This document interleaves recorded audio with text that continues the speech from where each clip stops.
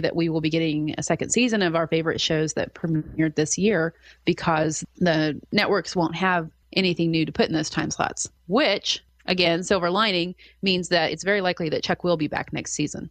Now, we do have to caution again that it all depends on how the reality shows do. If the reality shows really swell in the next few months, they might just keep some of those on and cancel some of the dramatic shows anyways. So part of supporting the writers is let's not get too much into those reality shows. Exactly. But we do have some new Chuck to talk about, and we're really excited about that. So here's the episode in brief. Chuck versus the Undercover Lover, episode 12. Chuck has a mega flash and discovers that not one, not two, but a whole pile of Russian arms dealers are secretly meeting in Los Angeles. In particular, he gets a flash about a Russian woman named Ilsa, and Agent Casey is in the flash. Not only is he in the flash, but his name is Sugar Bear. Chuck is very intrigued about this. He pesters Casey about their history, and he doesn't understand why Casey is really sensitive about it. It turns out that Casey believes that Ilsa is dead. We learn later that this isn't the case. They go to investigate the Russian arms dealers in the hotel, and Chuck actually sees Ilsa. Ilsa is set to marry one of the Russian arms dealers. Chuck insists that Casey fights for his woman. Will Casey fight for his true love? Of course he does. And it turns out that she is a spy for the French government. And there's a really exciting showdown that involves Casey and Chuck being thrown out of a window, tied to each other, and landing in a pool. And of course the women save the day. Sarah joins forces with Ilsa to take down the Russian arms dealer. And of course Ilsa does not marry the arms dealer. She reconciles with Casey, but they do part ways and do their spy thing. A really funny subplot in the episode involves Captain Awesome and Ellie having a little fight in their relationship, and Morgan plays therapist through this and is there to help Ellie, but Captain Awesome and Ellie are back together and closer than ever before in the end. That was a great episode. That was a lot of fun. I loved that we got to focus on Casey for a change. Absolutely. I like seeing that the softer side of Casey, a more vulnerable side of Casey that we've never seen before. And honestly, I think it's going to be a really important thing in upcoming episodes. I think so, because Ilsa is not dead, clearly, and she knows who Casey really is, and he knows who she really is now, so there's certainly room to play with that. Well, also the fact that Casey does have a heart. We see that Casey has a heart, and perhaps he may wink a few more times where Chuck is concerned, situations where Sarah perhaps wants to help Chuck out more than Casey ever wanted her to. And he may, I don't know, maybe have a little bit more of a heart where Chuck is concerned. I think you're right, Liz. That's a good point. I think even going back to the Truth Serum episode, we saw that when he was under the Truth Serum, Chuck said, "You aren't going to shoot me, are you?" And he was obviously faking it. And I think there's a level that Casey hasn't even seen in himself. That as far as Chuck is concerned, he isn't quite the tough exterior that he lets on he is. That's true. I wonder if this is Casey's first really long-term assignment with an individual, where this is the first time maybe he's actually been in a situation where someone does get past his barriers. Now, Ilsa wasn't his assignment, but he has shown that in a long assignment he can get attached. So we'll see how that pans out. Exactly, yeah. Then we get to episode 13, Chuck versus the Marlin.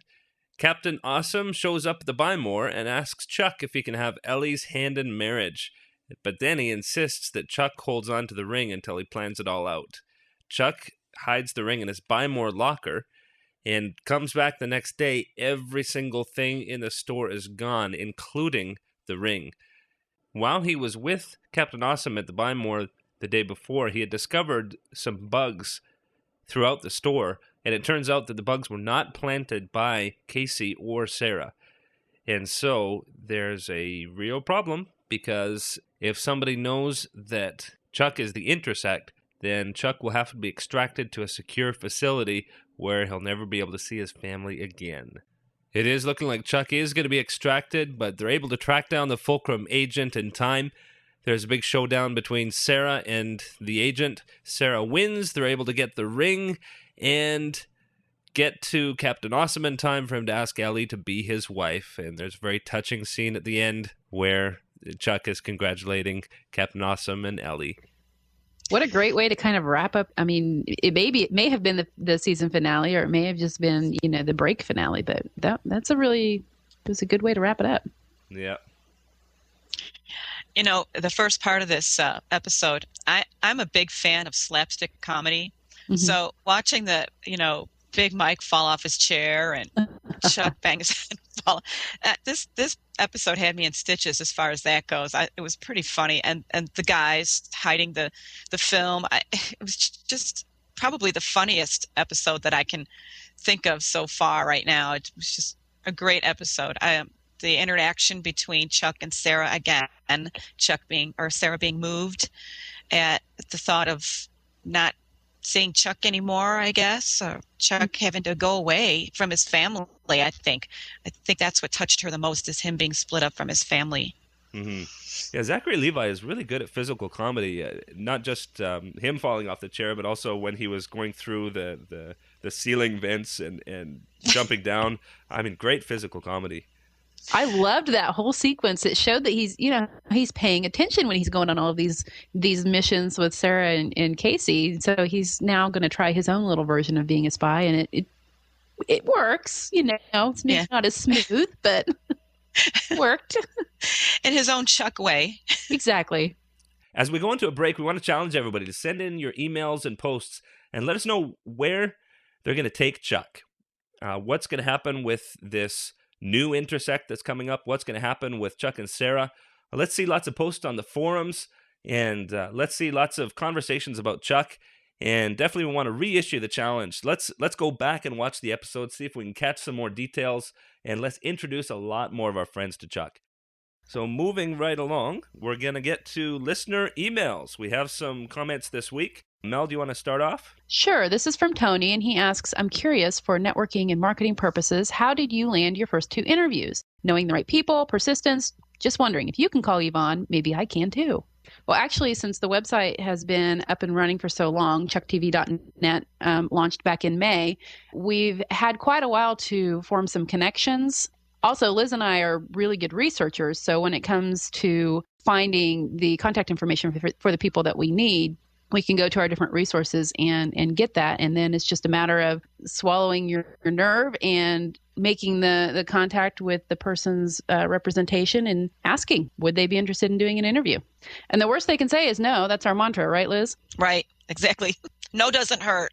And I think that Mel and Liz have really built up a lot of credibility. You may not know this, but when Chuck is airing, they have as many as 30,000 unique visitors per month to their site.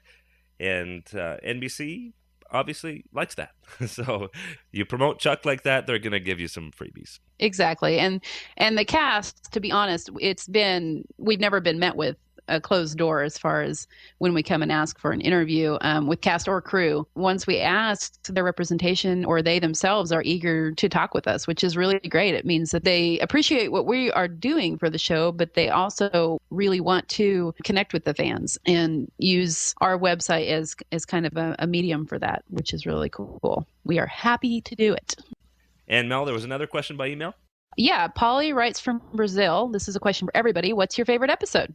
Yahweh, that's a tough one for me. I would say for me that there's not any single episode that's my favorite, but I love certain moments. My favorite moments, I'm a sap, are the touching scenes between Chuck and Sarah. Usually when somebody asks me this question, my answer is whichever episode aired last. Because everyone, I think, oh, this is my favorite. And then I see another one, oh, well, this is my favorite. So really, it's whichever episode I watched most recently. That's my favorite. Pretty much what I have to say, too. It's they're all so good, and they each seem to be getting better and better. So, of course, the very last one, the most recent one, is the favorite one. Yeah. Mm-hmm. And another email question. Mike asked, I have a question. Hopefully you can ask about the piano ballad that plays whenever Chuck pushes Sarah about her past or about their relationship, i.e. Chuck clip played at the end of the first podcast. Specifically, actually, I asked Tim Jones about that, and you'll hear a little more about that later, but Tim composed those scenes and really, really did a great job. We do want to thank some other people who commented at chuckpodcast.com. Thanks to New York Mike and Hazel and all the people who complimented there. And there was a really interesting post from Johan. I assume he's in Sweden, but he knows Swedish. He mentioned from our last show that Yvonne was talking about what languages she knows and mentions that there's a bit of Swedish in episode 3, and he actually translated that Swedish. I'm not going to read the Swedish, but in English, what was said was, "If I throw you the keys, will you drop them then?" Now, this was, of course, in the showdown where, again, the women saved the day. Of course. And thank you very much to Johan for translating that for us. Yep. And lastly, lots of people have been giving us great compliments at NBC.com in the discussion boards for Chuck there. And Liz, I think you had a couple of people take you up on your Tell Me I'm Pretty. I know I did. I almost wondered if I have a fan club beginning. The Liz is Pretty fan club. Yes. Thank you. Thanks, guys. Hazel.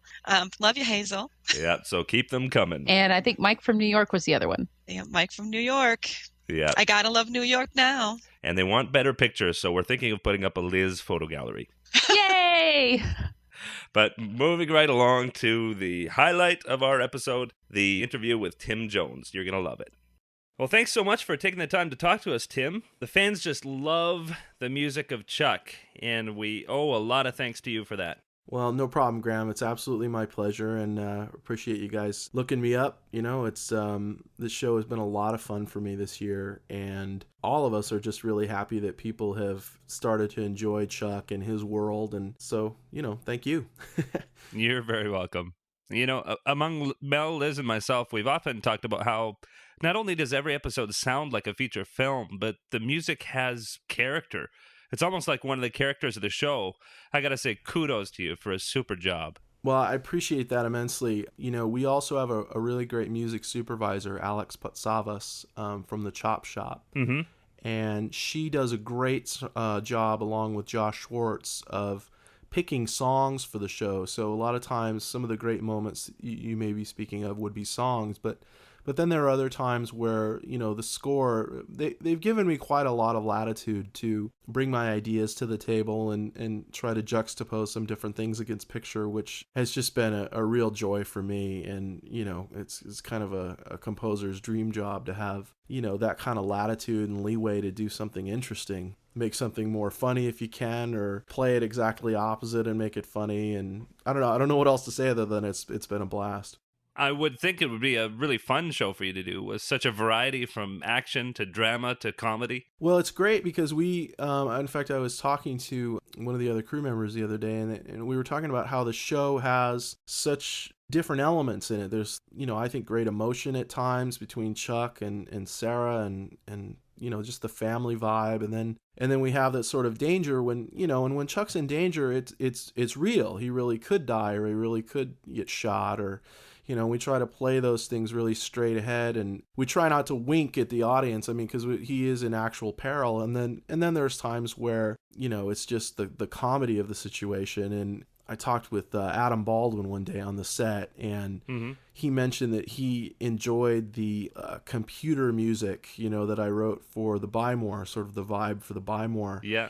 And, and that's just really fun because you put that up against some of the cues, like when we opened the episode where they find Bryce Larkin in the little pod, and I think we were in Finland, if I remember correctly. Mm-hmm. But, I'm really going for a big movie